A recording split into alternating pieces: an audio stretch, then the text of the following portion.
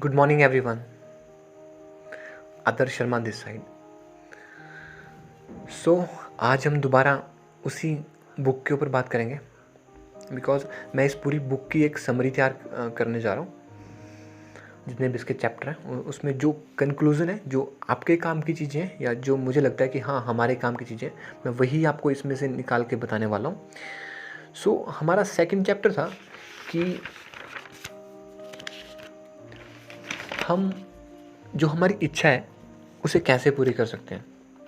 तो उसमें मैंने आपको बताया था कि हम किस तरह से अपने जो प्लान है उसको लिख सकते हैं, फिर किस तरह से हम अपने माइंड में क्लियर कर सकते हैं कि हमें कितना अमाउंट चाहिए और उसके लिए हमें क्या सर्विस देनी पड़ेगी। फिर उसको उसको एक चीज़ याद रखना कि उसको जब तक आप बार बार रिपीट करके अपने सबकॉन्शियस माइंड में नहीं बिठाओगे तब तक रिजल्ट नहीं आएंगे। बिकॉज सबकॉन्शियस माइंड एक ऐसी पावर है जो एक आम इंसान को खास इंसान बनाती है। आज हम नेक्स्ट चैप्टर के ऊपर बात करेंगे जो है आत्म सुझाव। अब आत्म सुझाव में नेपोलियन हिल जी क्या कहते हैं कि अगर मस्तिष्क में अच्छे विचार नहीं होंगे तो उसमें बुरे विचार अपने आप ही आ जाएंगे।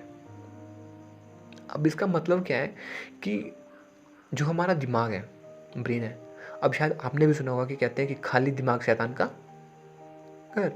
ठीक है। वैसे ही हमारा ब्रेन है, अगर हमारे दिमाग में हम अच्छे विचार खुद नहीं भरेंगे तो इसमें बुरे विचार अपने आप ही आ जाएंगे। ये नेचुरल लॉ है। लाइक फॉर एग्जांपल बाइबल में लिखा है कि जो मनुष्य का दिमाग है वो एक बाग के जैसे, एक बगीचे, एक पार्क के जैसा है, जिसमें अगर हम खुद उसका ध्यान नहीं रखेंगे ना, उसमें प्रॉपर सफाई नहीं करेंगे, वहाँ पे प्रॉपर फूलों की केयर नहीं करेंगे, तो जो कांटे हैं, झाड़ियाँ हैं, वो खुद ब खुद आ जाएंगी। तो हमारी लाइफ में वो कांटे और झाड़ियाँ क्या है, हम जो चीज़ करना चाहते हैं उसे पूरी नहीं कर पाते। लाइक हम कोई गोल सेट करते हैं कि हाँ कल मुझे सुबह 6 बजे उठना है, लेकिन हम बिकॉज हमारे माइंड में पॉजिटिविटी नहीं है तो हम 6 बजे नहीं उठ पाते और हम उठते हैं 8 बजे। तो फिर सोचते हैं कि नहीं कल करना है, कल करना है, और ऐसे बहुत सारे कितने दिन निकल जाते हैं हमारे। क्यों? क्योंकि हमारे माइंड में पॉजिटिविटी नहीं है, हमारे माइंड में ऐसे विचार भरे हैं जो नेगेटिविटी से भरे हैं। हम दूसरों की निंदा करते हैं, दूसरों के बारे में बुरा बोलते हैं, बुरा सोचते हैं। बिकॉज हम जैसा जिस किसी के बारे में सोचेंगे वैसे हमारे विचार बन जाएंगे। एंड नेपोलियन हिल ने बहुत अच्छा बताया कि अगर कोई इंसान अपने सबकॉन्शियस माइंड, जो सबसे बड़ी सुप्रीम पावर है, अगर को उसे प्रभावित करना चाहता है तो उसके लिए उन्होंने पूरे तरीके बताए। उन्होंने कहा है कि केवल पढ़ने से कुछ नहीं होगा, क्योंकि जो हमारा मस्तिष्क है वो केवल उन्हीं विचारों को पहचानता है जिनमें प्रबल भावना, जो प्रबल फीलिंग होती है वो शामिल हो। और फीलिंग का मतलब कि जब कभी बार हम मंदिर में जाते हैं तो हम जाते हैं वहाँ पे तो हम फील करते हैं कि अलग सा सुकून हमें मिलता है। ऐसा क्यों? ऐसा इसलिए होता है बिकॉज हमें विश्वास होता है कि हम अगर वहाँ पे जाएंगे, चाहे मंदिर है, चाहे मस्जिद है, चाहे गुरुद्वारा है, जहाँ कहीं भी जैसा भी आप, जिस कास्ते भी आप बिलीव करते हो, तो वहाँ पे हम मानते हैं, वहाँ पे हमारा बिलीव होता है कि हम वहाँ पे जाएंगे तो हमें कुछ ना कुछ तो सोल्यूशन मिल ही जाएगा। सेम टू सेम हमारा जो सबकॉन्शियस माइंड है वो भी उन्हीं विचारों को एक्सेप्ट करता है जिनमें स्ट्रॉन्ग फीलिंग्स होती हैं, इमोशंस होते हैं।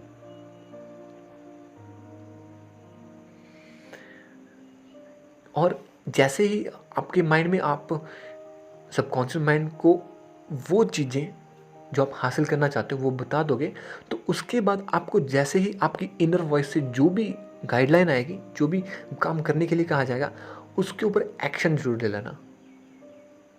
बिकॉज 99% लोग फेल क्यों है? बिकॉज वो एक्सटर्नल वर्ल्ड के कहने के ऊपर चलते हैं। और जिस किसी इंसान ने भी कुछ ग्रेट चीज़ें अचीव करी हैं, आप उनको स्टडी करना, उनके बारे में पढ़ना, उन सभी ने इनर वॉइस की बात करी है, इनर पावर की बात करी है। और ये पावर ऐसी है जो एक आम इंसान को खास बना सकती है, लेकिन हाँ पहले हमें उसे पहचानना होगा। उस लायक बनना होगा। एंड मैंने पहले भी कहा था कि जो आपने प्लान आपका लिखा है उसे दिन में कम से कम 2 बार, चाहे सुबह उठते ही, बिकॉज सुबह उठते हमारा सबकॉन्शियस माइंड बहुत एक्टिव होता है।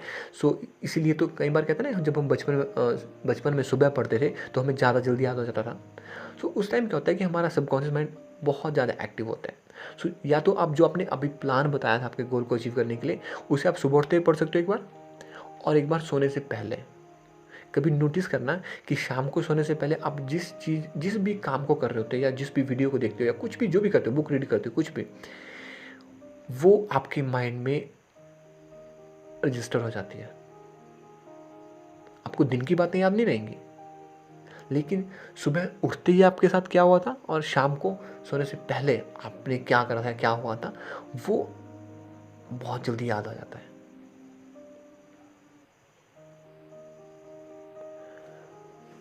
और उन्होंने कहा है हमारा जो नेक्स्ट चैप्टर है, बिकॉज लास्ट चैप्टर हमारा थोड़ा छोटा था, वो है विशेषज्ञ ज्ञान, स्पेशल नॉलेज। अब नॉलेज, नेपोलियन हिल कहते हैं कि 2 टाइप की होती है, एक नॉर्मल सामान्य ज्ञान होता है, एक विशिष्ट ज्ञान होता है। लेकिन हमेशा याद रखना कि ज्ञान से पैसा नहीं आता। अगर ज्ञान से पैसा आता तो आपको बहुत सारे बुद्धिमान लोग आपके आसपास में मिल जाएंगे जो बहुत इंटेलिजेंट कहलाते हैं खुद को, लेकिन उससे पैसा नहीं आता।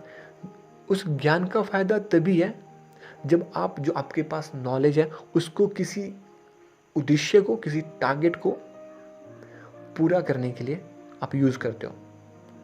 Because knowledge without use is waste of knowledge. So waste नहीं करना है। एंड एक बहुत अच्छी बात कही उन्होंने कि शिक्षित आदमी वह है जिसने अपने दिमाग को इस तरह से कंट्रोल कर लिया है कि वह जैसे चाहे उसका प्रयोग कर सकता है। फॉर एग्जाम्पल, उस इंसान ने अपने दिमाग को इस तरह कंट्रोल कर लिया है कि वो चाहे तो सुबह अगर उसे 4 बजे उठना है ना, तो वो सुबह अपने ब्रेन को ऑर्डर देके 4 बजे उठ सकता है। वो हाई लेवल पे खुद को सेल्फ डिसिप्लिन में लेके काम कर सकता है। और आज आप देखते होंगे कि जो बड़ी बड़ी मल्टीनेशनल कॉर्पोरेशन है वहाँ पे बहुत सारे इंटेलिजेंट लोग होते हैं, बहुत बहुत हाई इंटेलिजेंट लोग होते हैं। सो उन्होंने कहा था कि काफ़ी कम दाम पे हम विशिष्ट ज्ञान वाले लोगों को काम पे रख सकते हैं, लेकिन हमें पता होना चाहिए कि उन्हें कैसे हैंडल करना है, कैसे उनके साथ व्यवहार करना है।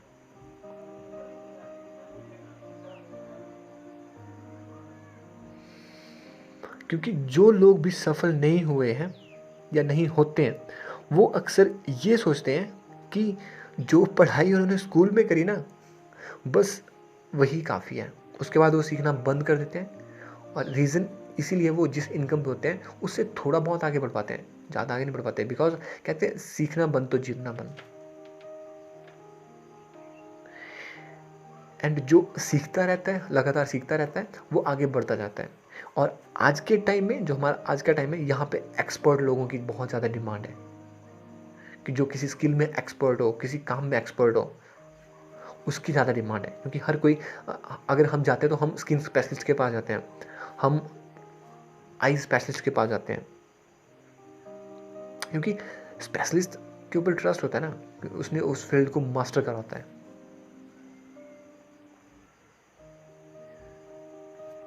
और हम हमारी हर सिचुएशन को कंट्रोल करते हैं। हमारी 90% जो हमारा फ्यूचर है वो हमारी प्रेजेंट की चॉइसेस के ऊपर डिपेंड करता है। हम क्या चॉइसेस प्रेजेंट में लेते हैं हमारे, वो हमारा फ्यूचर क्रिएट करता है। फॉर एग्जांपल, हम सुबह चॉइस लेते हैं कि हम जल्दी नहीं उठना, हम उठेंगे 8 बजे। सो आपने चॉइस मॉर्निंग में ली 8 बजे उठने की। अब उससे आपका फ्यूचर इफेक्ट होएगा, 90% फ्यूचर इफेक्ट होता है। अब उससे क्या होगा कि आप जल्दी जल्दी भाग के ऑफिस के लिए तैयार होगे, या स्कूल के लिए तैयार होगे, या कॉलेज के लिए तैयार होगे, और जल्दी जल्दी में आप खाना खाओगे, मे बी नहीं भी खाओगे, और उस चक्कर में आपकी बॉडी प्रॉपर एक्टिव नहीं हो पाएगी, और आपका ब्रेन प्रॉपरली एक्टिव नहीं हो पाएगा, और आपको पूरा दिन ऐसा लेजी सा फील होगा,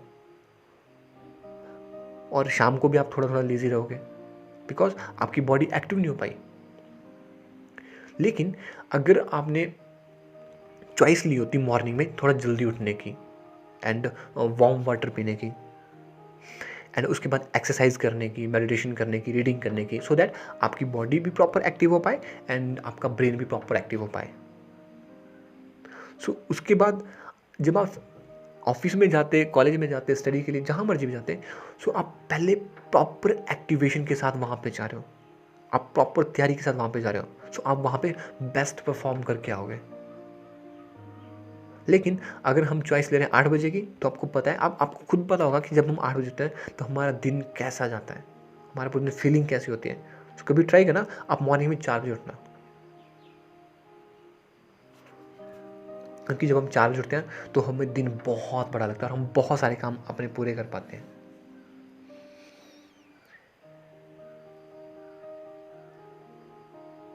और लाइफ में जीतता वही है जो सोचता है कि वो जीत सकता है, क्योंकि सारा खेल सोचने का है। संदीप माहेश्वरी जी कहते हैं सारा खेल मानने का है, जो मानता है उसके लिए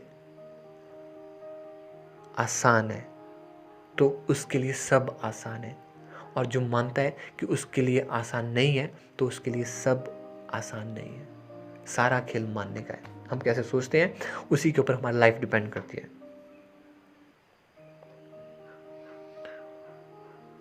और ये चीज़ मैंने बहुत बहुत गहराई से समझी, इसे अप्लाई भी करा, जो अभी मैं आपको बताने वाला हूँ, और इसने मेरी लाइफ चेंज कर दी, कर रहा है, और बहुत हद तक चेंज कर चुका है। कि हमारी लाइफ में जो हम सक्सेस या फेलियर लेते हैं ना, जो भी हम कामयाबी या हार हमारी लाइफ में आती है, उसके पीछे सबसे बड़ा रीज़न हमारी आदतों का होता है। हमारी आदतें कैसी हैं, आप खुद से चेक करो, आपकी आदतें कैसी हैं। क्या आपकी आदतें ऐसी हैं कि सुबह लेट उठ रहे हो? क्या आपकी आदतें ऐसी हैं कि दिन भर में फास्ट फूड खा रहे हो, बॉडी को स्लो पॉइजन दे रहे हो? या आपकी आदतें ऐसी हैं कि आप सुबह जल्दी उठते हो, आप प्रॉपर बॉडी की केयर करते हो, प्रॉपर एक्सरसाइज करते हो, और प्रॉपर ब्रेन को भी नरिशिंग करते हो, रीडिंग करके, स्टडिंग करके, जो जो जैसे मर्जी आपको अच्छा लगे, या ऑडियो बुक लिसनिंग करें, जैसे आपको अच्छा लगे। क्योंकि जैसी हमारी आदतें होगी, अल्बर्ट आइंस्टाइन ने कहा था compound effect is the 8th wonder of the world. So आज जो हम एक्शन ले रहे हैं, तो law of cause and effect कहता है कि हर एक चॉइस हमारी काउंट होती है। तो आज जो हम चॉइस ले रहे हैं वो फ्यूचर में हमारे लाइफ को इम्पैक्ट करेगी। तो हम चॉइस चाहे पॉजिटिव लें चाहे नेगेटिव लें, वो इफेक्ट तो जरूर करेगी, रिजल्ट जरूर आएगा उसका। सो बी केयरफुल, आज आप कैसी चॉइसेस ले रहे हो अपनी लाइफ में।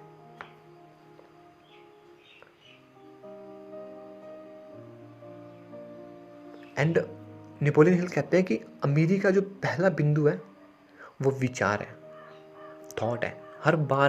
हर बात घूम के इसी चीज़ के ऊपर आती है कि हमारे विचारों से ही हमारी ज़िंदगी बनती है।